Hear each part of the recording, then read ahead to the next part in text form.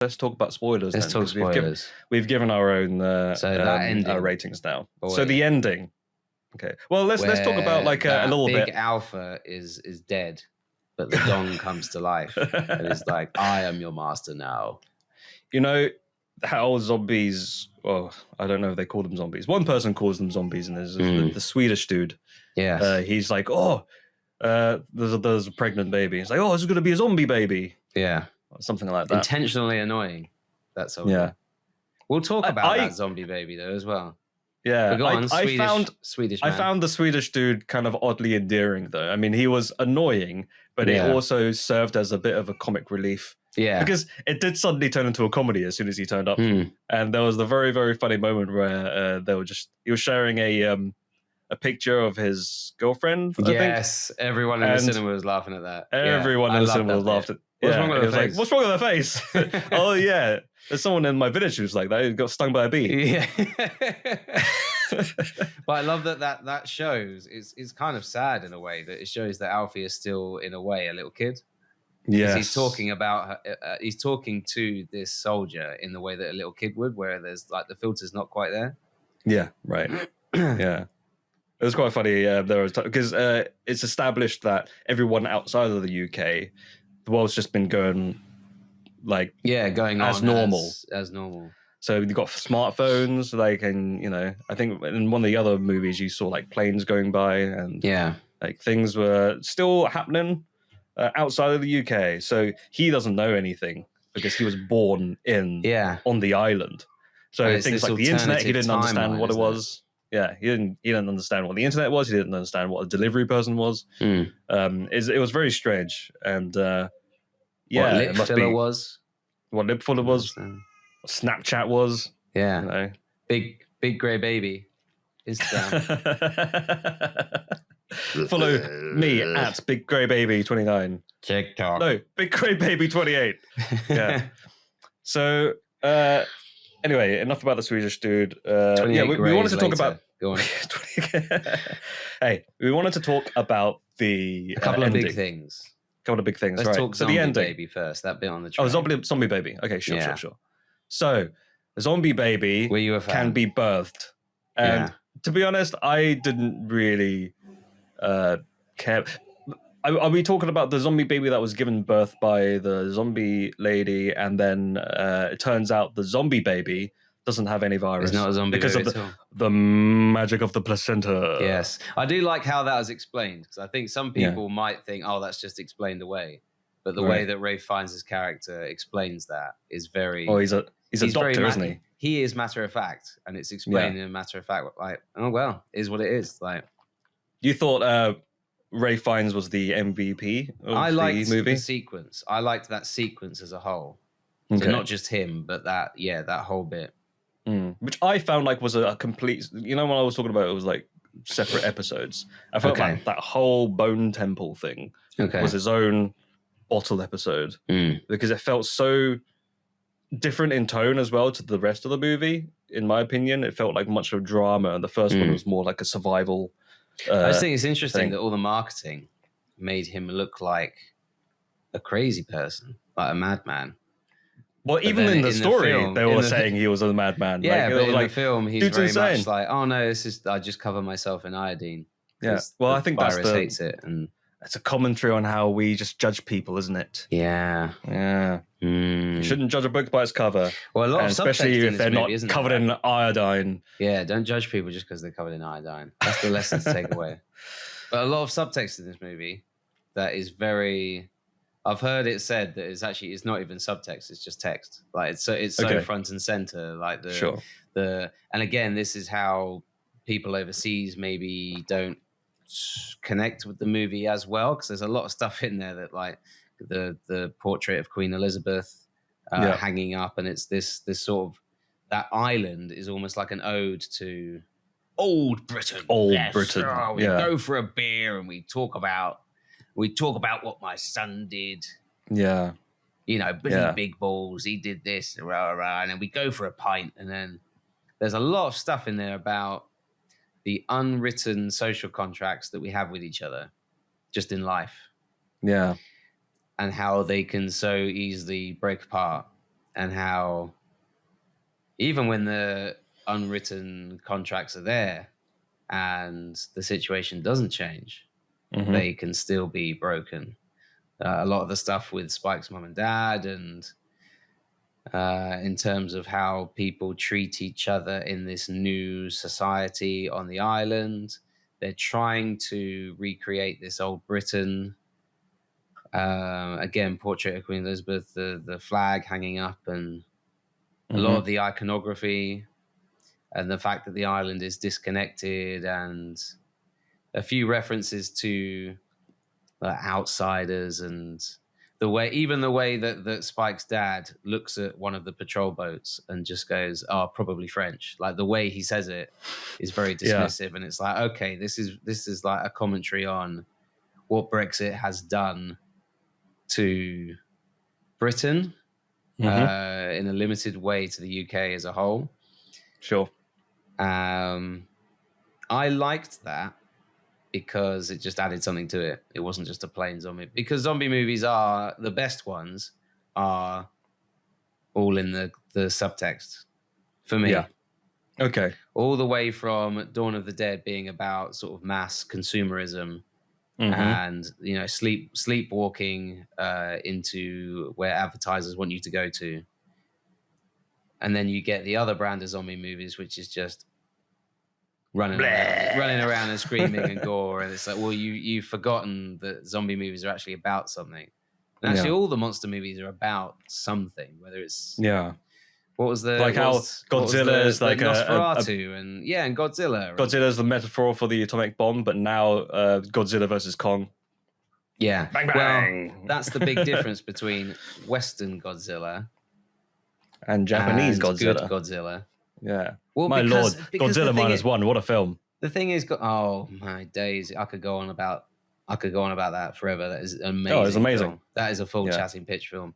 But but when you look at sort of American produced Godzilla, the issue is that American cinema would have to really reflect on what America did when they dropped those nuclear bombs. And American cinema can't seem to do that. So they just turn Godzilla into like, hey, he's a hero, and he. Well, I think they can. There's always a worse monster, and Godzilla fights them. Whereas Godzilla -1 is about like this. This thing is a force of nature. It's not a good guy. It's not even a bad guy. It just is. It's a force of nature. I think America can do it, but it's just not done by big studios. Like I guess Hollywood studios. It's not done by the studios that would have the money to create something like the more mainstream. Godzilla X Kong. What times Kong? Are you doing basic maths now? But anyway, that's monsters in general. That's monsters. Should we talk ending then? Let's talk about ending. Yeah. I wasn't a fan because it just came out of left field. To be honest, I did laugh when it happened because I thought, hang on a second. So it's been known that Jack O'Connell was going to be in this movie. I had no idea he was going to be in it. No? I knew that he was going to be in it because I read some press about it, and he said that he was going to be playing a despicable character.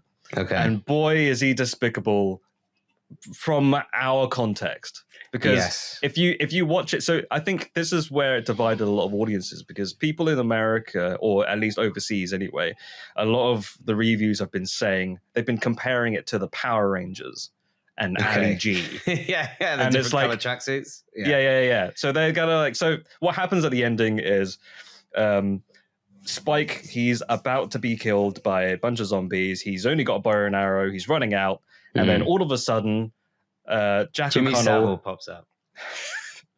All of a sudden, Jack O'Connell turns up with bright, long, blonde hair, tracksuit, rings on his fingers, chains, a golf club in his hand, and he's like, "Hello, pal." he's half a breath away from being like, Jim will fix it. And he basically said, "Hi." And when he said, I just thought, no, they haven't done it, have they? And he goes, "My name's Jimmy." And I thought maybe he would have changed his name or something like that. And I know that at the beginning of the prologue, the kid's name is Jimmy. You even see it written on a big building halfway through. And even on the person who's hanging upside down, he's got it says Jimmy written onto his chest. Nowhere in my bingo card did I think they were going to go with Jimmy Savile. And I guess from the character's point of view and in their timeline, Jimmy Savile was never outed as this is a predator. Yeah, I read in an interview, I think it was with Danny Boyle, where they talked about there's a bit in the movie where you see the sycamore tree, which if you're from the UK, you probably heard a little bit about the fact that it was cut down. And in this movie, it's the alternative timeline. Now, I remember the first time the image came up on the screen, I heard people like murmuring, talking about like, that tree should be cut, as if it was like a movie mistake. But then they showed it deliberately, quite prominently a few times. And then you realize, oh, okay, this is supposed to be an alternative timeline. So this famous tree was never cut down. In the same way, like you say, Jimmy Savile was never outed. So to Jimmy, the character, Jimmy Savile is probably like this a hero to him. Yeah, this hero. I mean, his whole world has collapsed when he was 8 years old or something. You know, he's quite young. So who does he cling on to? He doesn't cling on to God because of what happened in the prologue. Well, I remember hearing even Alex Garland, he said that, wow, like he really is like a kaleidoscope of a character, because you've got Jimmy Savile mixed in with like I guess coming full circle into the Teletubbies at the beginning as well, because they're all different colors. Yeah. But then also there was a moment where, you know, Power Rangers is part of this universe, because Spike had a little Power Ranger figure at the beginning. So it's like a mishmash of all three. Yeah. And also they're ninjas and they're all doing all doing backflips. Yeah. And so they're totally, I agree with you that it's a massive shift. It's such a shift. And like, even like, did you notice the soundtrack as well? It was like a hard punk cover of the Teletubby soundtrack. Oh, I didn't know that. So it was like, Tinky Winky, Dipsy, and I didn't even realize. I had to read a review about it, and I didn't even realize that was the song, because I was just flabbergasted at what I was seeing, because it was such sensory overload of all these different Jimmy Saviles doing backflips and killing these zombies, and I just couldn't believe my eyes. And I think where it loses the point is because I wouldn't have minded if that was the opening scene of the next movie and that was the tone of the movie. But because it tacked on right at the end, it just felt like the end of an episode where they think, coming up next in 28 years later, part 2. Yeah. And it just felt like sequel bait. And I really don't particularly like it unless it's serialized like an Avengers movie where everyone knows saying it is a bit comic booky. Yeah. Both in style and in the fact that they have that at the end. But I am also torn, because I thought, okay, well, they've done this for a reason, and it is to set up for the next movie.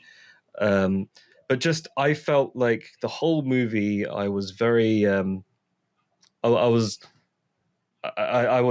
giving myself into this serious movie that was about, you know, love and death and family. And then suddenly Jimmy Savile Power Rangers pops up, and it just gave me whiplash. And too much. It was a bit too much for me. And it's like giving you a really, really nice meal, and before you finish the last bite, they just swap it out with liver and onions. Yeah. Or you have a really sort of filling, fancy meal. And then for dessert, you get like a Colin Caterpillar cake. Hey, I wouldn't complain if that was the case. Or like for dessert, they gave me soft scoop ice cream. Not even that. Like, I guess what's the word? Like one of those warhead candies that are really, really sour. Just one of them, not even the whole box, just one of them. Anyway, yeah, I didn't like the ending. I don't think I've had some time to think about it, and I don't think I liked it, and that's why some of the. But what about you? What did you think? I can totally agree. Like in my head, I'm thinking, yeah, massive tonal shift that I didn't enjoy. It did feel like it could have been the start of the next movie. I agree with you in my head, but there's just something in me that thought, I kind of enjoy Props it. to them. There's a part of me that's like, I like that they went there. Okay. And that part of me is also thinking, okay, if they do something with it in the next movie, whether it's dark comedy or whether it's, they're almost getting into world building being prominent in the viewer's mind, in that you are actively, as viewers, we are actively now thinking about, okay, well, he's dressed up like Jimmy Savile because the Jimmy Savile being outed didn't happen, and he's wearing it. And we're actually thinking about the world that they lived in, as opposed to about Cillian Murphy's character, about Brendan Gleeson, about Spike. We're now thinking about the wider world. So it's almost like a preview letting us know that the second film, the scope is going to be a lot bigger. Yeah, but I felt like it should have just been a complete movie and not be a teaser for the next movie. But if they were to do that, at least make it a post-credit scene. Like, I felt like him walking up to that bit and then suddenly like being enamored by, he was going off on his own and he needed to, like, Spike. He was trying to fend for himself. Just leave it ambiguous. That's what I would have done. And then if you wanted to, because I know that these movies have been shot back to back, by the way, like the first part and the second part, they're in post-production. It's going to be released in January, I think. Yeah. So we're not that far off from seeing part 2. But part of me feels like maybe that was supposed to be the opening scene for part 2. But then they thought, no, let's put it at the end. And that's maybe why it was such a tonal shift. I don't know. But that's just a theory. Just a theory. But anyway, I wasn't a fan of that bit. Everything up to that point, I was like, this is great. And the 360 camera, I don't really care for. Yeah. That's about it. Chatting Pitch has been brought to you by Leslie Way and Matthew D. Smith. If you enjoyed this episode, feel free to listen to others and maybe even subscribe. You can follow us on the website, formerly known as Twitter. Listen to us on Spotify or wherever else you listen to podcasts. Leslie and Matthew have their own side hustles as well. Feel free to check out Leslie's YouTube channel or Matthew's Medium blog. Links in the description. If you want anything else, we might have other links in the description if we think of anything interesting to add. Thank you for listening. I love you.